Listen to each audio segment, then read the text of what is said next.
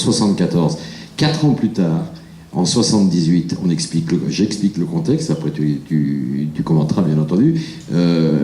Dans ta ville natale, Nice, il y a un type qui s'appelle Jacques Médecin, qui est le maire, là.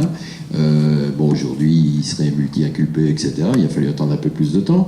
Et il décide, parce que sans doute il y a une certaine appétence pour l'extrême droite, voire la droite extrême, je ne sais pas, c'est une supposition. Pour tout l'argent qu'il y avait en Afrique du Sud. Et pour tout l'argent qu'il y avait notamment en Afrique du Sud, Jacques Médecin, maire de Nice, c'est pas un petit village quand même, décide de jumeler en pleine lutte mondiale contre l'apartheid, etc. Il décide de jumeler sa ville de Nice avec le Cap. Et il y a une cérémonie officielle à Nice, bien entendu, parce qu'un jumelage comme ça, et puis bon, les gens de propagande comme ça savent faire aussi. Il y a un grand parcours officiel, un grand jumelage avec les édiles du Cap et puis les édiles, entre guillemets, de Nice.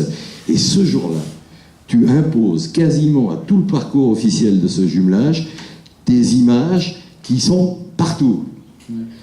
Il faut être gonflé. C'est-à-dire, oui, dans l'époque, à l'époque. C'est vrai que 3 mois avant, les Nations Unies avaient déclaré l'apartheid crime contre l'humanité. C'était gonflé. Le maire de Nice, et Nice, c'est une ville, bon, moi j'y suis très très attaché, c'est une ville cosmopolite. Vous voyez, tout à l'heure je voyais là dans le bureau le portrait de Romain Gary, c'est la ville de Blanqui, de Garibaldi, de Garride, d'Apollinaire. Je veux dire, c'est une ville qui... Max Gallo. Moi mon grand-père est italien, je veux dire, c'est une ville...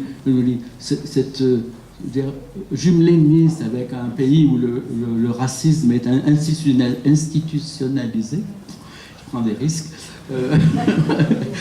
c'était une monstruosité, quoi. Vraiment un déshonneur pour notre ville. Et donc j'ai fait plusieurs centaines de sérigraphies d'une famille de Noirs, d'ailleurs des barbelés, et grâce au fait que j'ai beaucoup d'amis à Nice, dans toute la nuit on a collé sur tout le parcours officiel, jusque dans le stade, parce qu'à ce moment-là, les vrais ambassadeurs de l'Afrique du Sud, c'était leur équipe de rugby. Et racistes aussi, où il n'y avait évidemment que des blancs, jusque dans le stade Saint-Augustin et tout ça, voilà. Et donc j'ai fait ce parcours.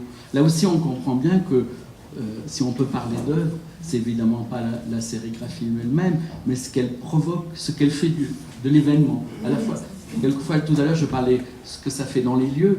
Là, c'est à la fois le lieu et le moment. Là, je prends l'espace et le temps comme un matériau symbolique, quoi. Ouais, formidable. Bon, vous découvrez tout ça dans le livre qu'a écrit André, bien entendu. J'ai fait une petite erreur de date, on était en 74 au moment de l'apartheid et de Nice, parce qu'en 78, 4 ans plus tard, alors là c'est une œuvre, un parcours, une démarche, quelque chose de formidable qui a amené vers toi énormément de gens, forcément.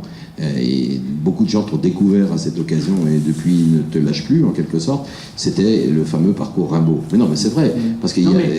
Tu fais un petit anachronisme, parce que quand je l'ai fait, pendant encore 2 ans, comme je signe pas mes trucs, personne ne le savait. Ah bon? Voilà. C'est en 79 ou 80, je crois que Catherine Humbleau, une journaliste du Monde, a fait un grand papier dans le Monde. Ah, la révélation, c'était là. Sinon, mais cette image a été publiée à ce moment-là, même dans le Monde, sans savoir qui avait fait. Ça me plaisait assez. Donc, j'ai fait un parcours. Je vais laisser André parler de Rimbaud.